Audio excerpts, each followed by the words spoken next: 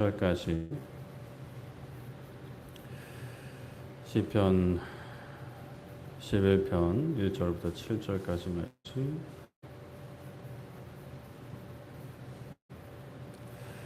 시편 11편 1절부터 7절까지 한 절씩 교독하도록 하겠습니다. 시편 11편 1절부터 7절까지 한 절씩 교독하겠습니다. 내가 여호와께 피하였거늘 너희가 내 영혼에게 새같이 내 산으로 도망하라 하면 어찌함이까.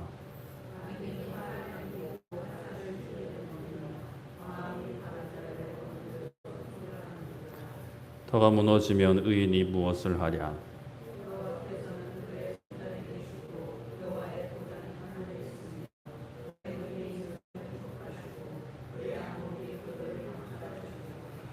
여호와는 의인을 감찰하시고 악인과 폭력을 좋아하는 자를 마음에 미워하시도다.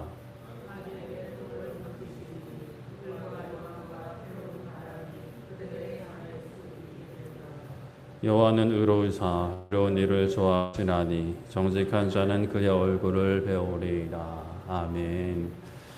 네, 오늘은 삶의 기반이라는 제목으로 말씀을 나누고자 합니다. 사람이 자라감에 있어서 그 부모와 그 가정이 참 중요하다 이야기합니다. 왜 그럴까요? 어린 자녀들에게 부모는 마치 전부와 같습니다. 그의 삶의 전부인 거죠. 그래서 이제 부모들끼리 아이들 앞에서 다투는 것은 어린 자녀 입장에서는 삶의 전부, 그러니까 삶의 기반이 막 흔들리는 것과 같다라고 이야기를 합니다. 그러니까 엄청난 충격으로 다가오는 거죠.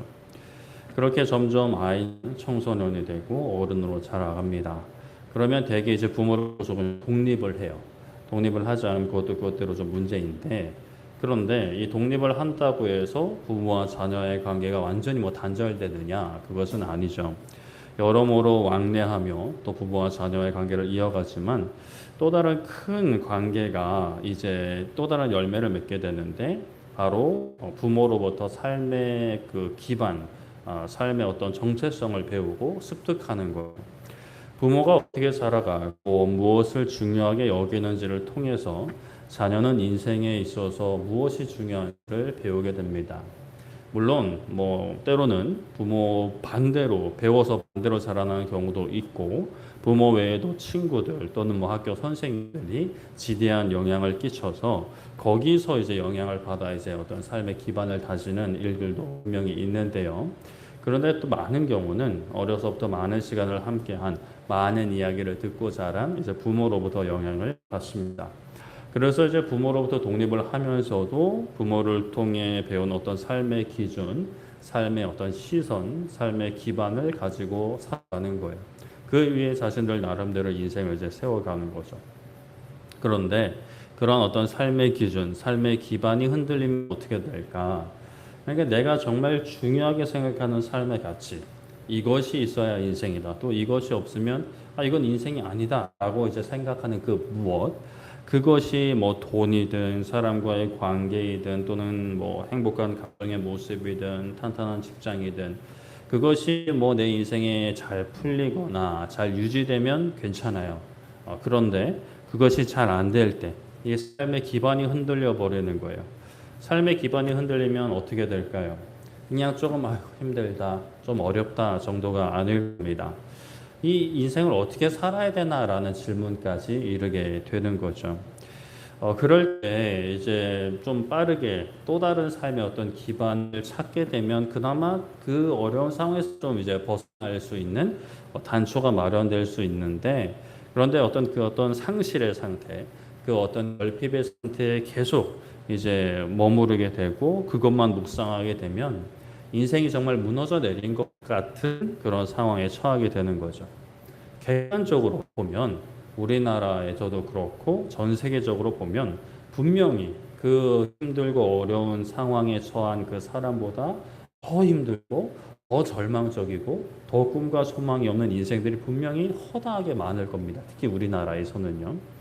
그런데 이 삶의 기반이 무너졌다라고 내가 이제 받아들여 버리게 되고, 여기서 어떤 다른 어떤 소망이나 희망의 생각의 사고의 길을 트지 못하면, 열지 못하면 진짜 세상 누구보다 나는 이제 불행한 사람이 될 수 있고 다시 일어설 수 있는 힘, 어떤 그런 동기, 방향이 상실되어 버립니다.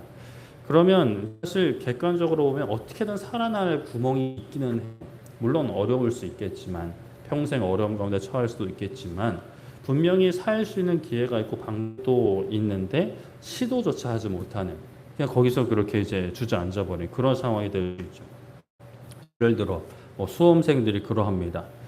수능을 잘 보기 위해서 정말 노력을 하죠. 수험생들은요. 노력이 필요합니다. 그런데 이게 노력하고 계속 듣는 이야기, 집에서도 그렇고 학교에서도 그렇고 대학 잘 가야 돼, 수능 잘 봐야 돼. 물론 이게 틀린 말은 아니죠. 잘 봐야죠. 볼 수 있다면 잘 봐야죠. 그런데 그런 얘기만 계속 듣고 어떤 삶의 다른 목표나 가치나 방향에 대해서 전혀 배우지 못한 들었어도 너무나 그건 미미하고 그냥 수능과 대학만 가득 차버린 인생은 어떻게 되죠? 수능이 잘못 봤다, 수능을 미끄러졌다라고 하면 삶의 기반이 무너져 버리는 거예요. 그래서 참 가슴 아픈 소식이지만 과거에 수능을 심지어 1교시만 보고 학교 옥상에서 뛰어내린 수험생이 있었어요. 그러니까 사실 우리들이 볼 때는 참 너무 안타까운 일이잖아요. 물론 속상하겠죠. 물론 힘든 시간을 겪을 수 있어요. 근데 그게 그때에 뭐 심지어 2교시, 3교시도 남아 있는데 또 내년에 볼 수 있고 도대체 어떤 삶을 살아왔길래 인생을 거기서 스스로 끝내버린다. 물론 그 같은 경우는 참 몇 안 되는 케이스고 수많은 수험생들은 뭐 그냥 뭐 대학이나 수능이 자유로운 이제 분들도 계시고 조금 못 봤다 하더라도 또 많이 못 봤다 하더라도 그래도 힘들지만 이제 다시 한번 도전하거나 다른 길을 찾는 학생들도 있어요.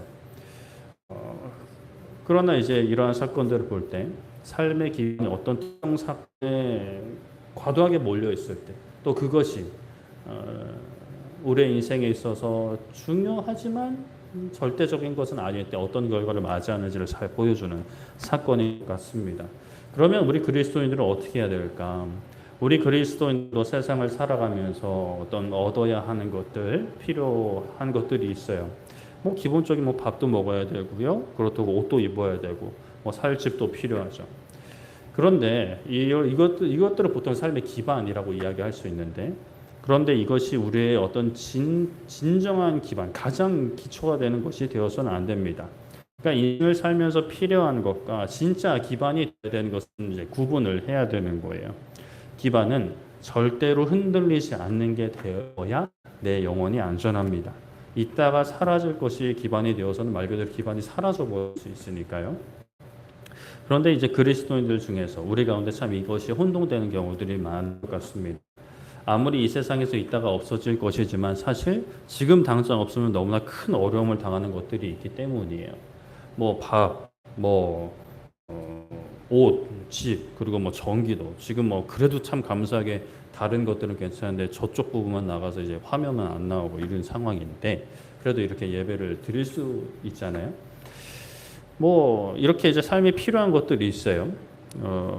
그런데 이제 지금 당장 없으면 너무 큰 어려움을 당하는 것들이 있는데 그것을 필요로 하고 그것을 얻기 위해 또 찾기 위해 노력은 해야겠지만 그런데 그것이 상실이 되었을 때 그것이 내 마음을 힘들게 할 때 우리의 믿음에까지 그것이 영향을 미쳐서 우리의 믿음을 흔들 수 있는 위험에 빠질 수가 있습니다.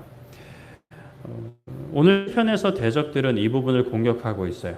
많은 그리스도인들의 약점이기도 한데 사실 오늘 시편은 다윗의 시입니다. 특별한 용어 없이 인도자를 따라 부르는 노래라고 소개를 하는데요.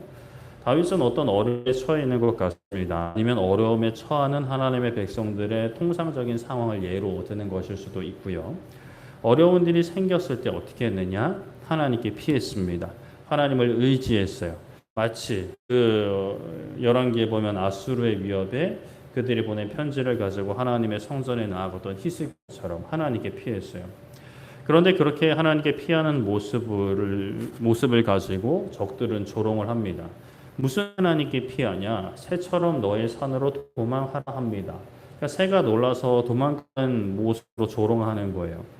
요즘 우리가 뭐 길에 걸어 다니면서 제일 많이 보는 비둘기는 이 겁대가리가 없어가지고 뭐 차가 지나가도 사람이 지나가도 그냥 날아가지도 않아요. 그냥 좀만 뒤뚱 또 빨리 걸어가는 정도지. 근데 본래 새는 안 그렇잖아요. 걔들이 좀 특별하지. 본래 새는 아주 조금의 인식이처만 있어도 이렇게 팍 이렇게 날아가 버립니다. 그렇게 겁이 많고 재빨라요. 그 대적들은 하나님께 피하는 사람들에게 차라리 그런 새처럼 산으로 도망치지 뭔 하나님이냐라고 조롱하는 거예요.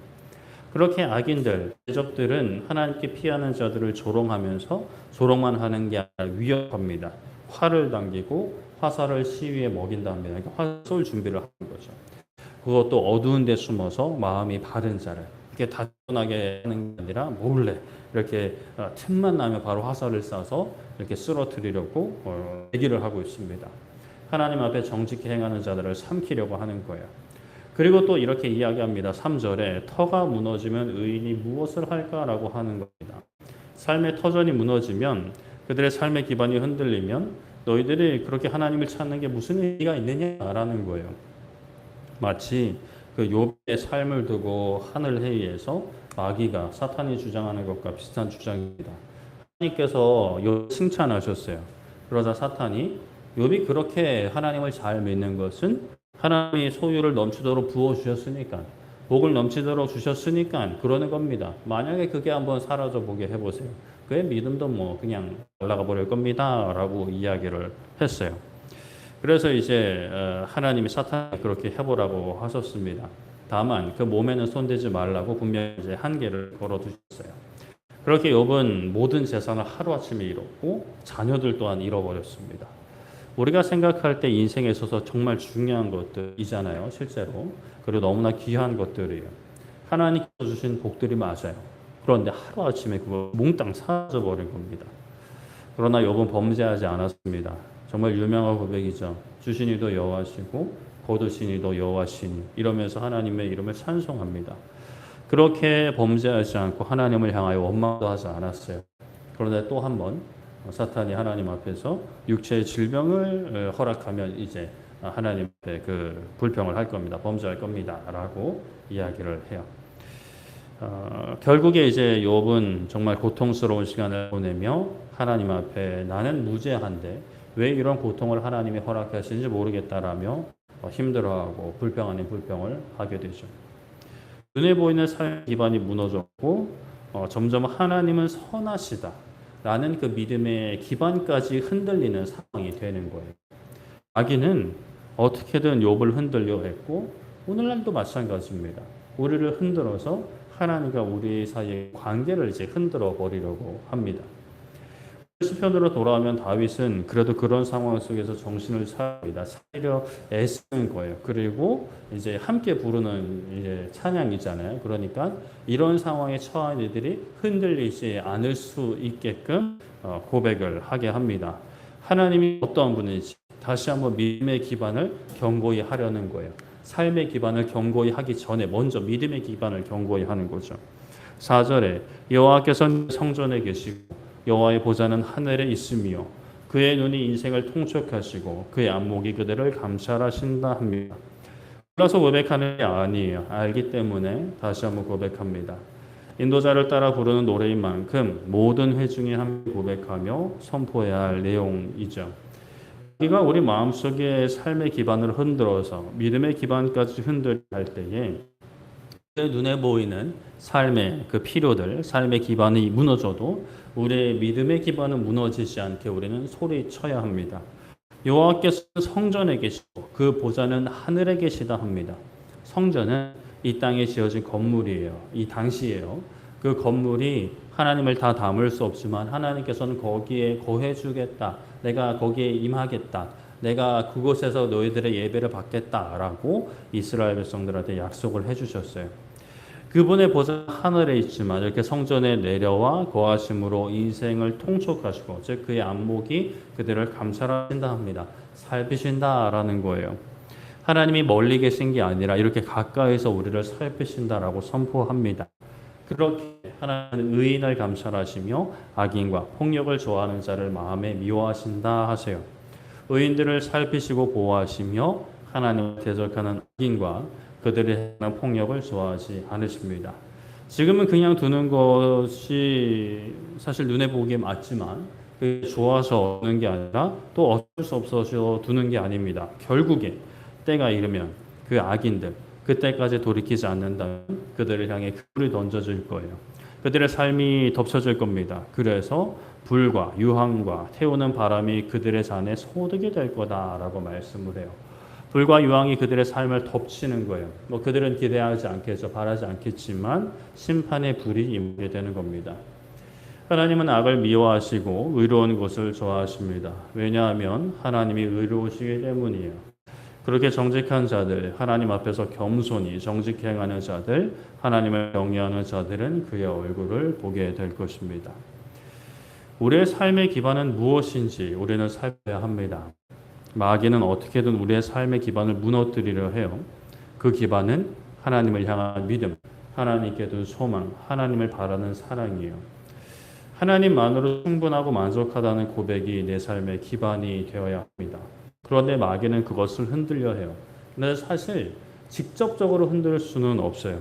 그래서 우리의 삶의 필요들 그리고 우리의 마음의 생각들에게 거짓과 속임수를 심어서 그 믿음 기반을 흔들려 하는 거죠.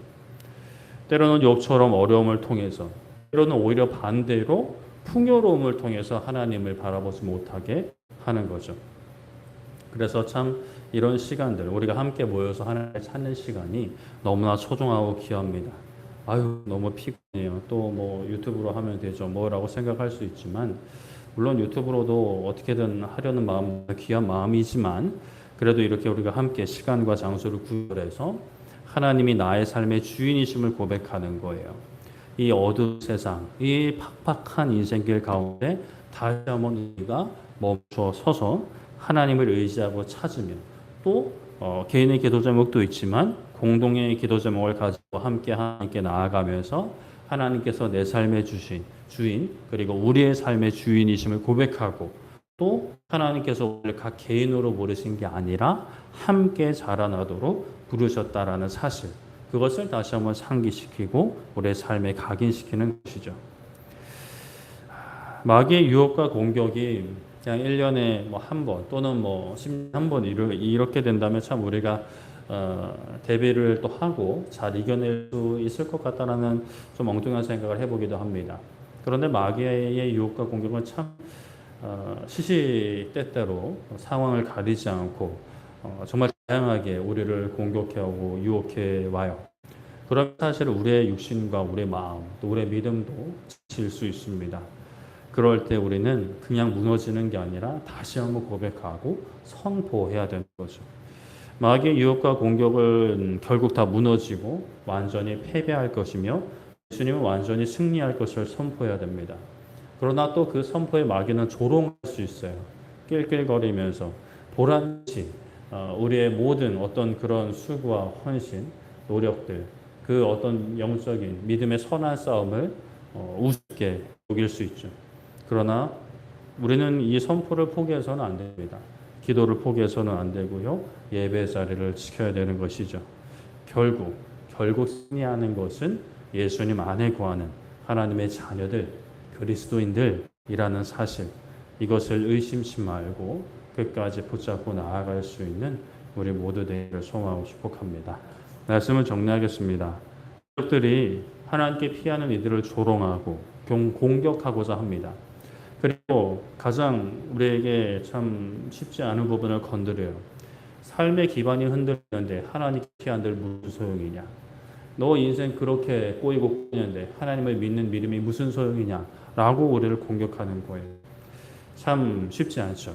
그러나 우리는 가만히 있어서는 안 됩니다. 나의 삶의 기반은 저 하늘 보자 높은 영광 가운데 계시며 그리고 우리를 성전 삼으사 우리 가운데 계신 하나님께 있다고 선포해야 합니다. 세상이 조롱할 수도 있겠죠. 그러나 선포해야 됩니다. 그리고 그렇게 살아야 합니다. 굴복해서는 안 됩니다. 지쳐 쓰러져도 마귀에게 무릎 꿇어서는 안 되는 거죠. 끝까지 입술로 범죄하지 않고 하나님의 의로우심과 우리의 구원 되심을 그 힘과 능력 되심을 우리의 삶의 이유 되시고 방향 되심을 그리고 최후 승리하실 그 주님 다 주실 주님을 선포하는 우리 모두 되기를 소망하고 축복합니다. 우리 함께 찬양하고 기도했으면 좋겠는데요. 우리 하나님이시여, 우리 함께 찬양하고 기도하겠습니다.